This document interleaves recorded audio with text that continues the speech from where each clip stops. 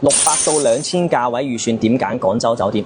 好簡單啦，直接分4類。好多人嚟廣州訂酒店，第一步就行錯咗。揾住宿第一步唔係訂酒店，而係明確自己嘅需求。究竟係嚟 shopping 啊、帶娃、情侶度假定係出差？喺廣州生活咗30幾年嘅小李呢，一次過同你分類清楚，跟住你嘅需求去揾，絕對唔會踩雷。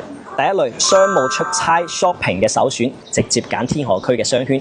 體育西路地段600到800蚊價位嘅首選，粵海喜來登、正佳萬豪、海航威斯汀、天河希爾頓同埋聖豐索菲特呢幾間酒店附近都有地鐵口，直達機場㗎。附近呢都有好發達嘅商圈，天河城、正佳萬豪、萬寧匯、天環廣場，仲有太古匯添。shopping 行街同埋親友聚會呢都非常之方便。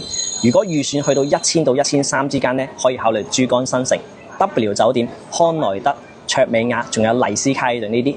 見朋友咧都相當之有面嘅。第二類中意食嘢嘅，直接考慮老城區、荔灣區同埋越秀區。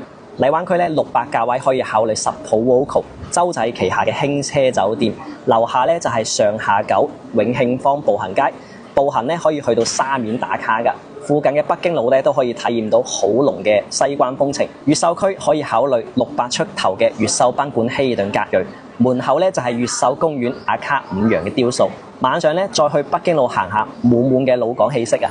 第三類帶親子嚟遊玩嘅，直接鎖定番禺區同埋海珠區。800蚊預算咧，考慮番禺區嘅奧園喜來登酒店，離長隆咧都係10分鐘嘅車程。600蚊預算咧，考慮海珠區嘅香蘭觀洲酒店，洲際旗下嘅奢華品牌。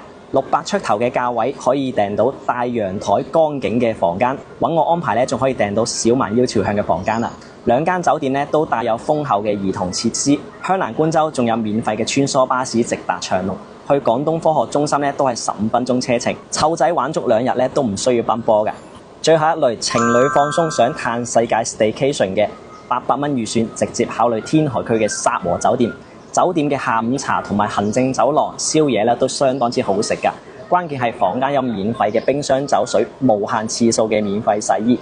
如果預算去到1000出頭咧，直接考慮珠江新城嘅海心沙英迪格，仲有卓美雅酒店。卓美雅酒店全廣州服務最好嘅酒店，就連外賣啊都直接送到你房間啦。預算去到2000咧，直接考慮廣州四季同埋桂麗酒店。桂麗酒店嘅廣州塔景房03房，情侶住過100%滿意。四季酒店嘅專櫃江景，夜晚黑浸住浴缸對住珠江景觀，非常之浪漫啊！如果你計劃嚟廣州唔知道點揀酒店，關注廣州小李帶你花小錢住好酒店。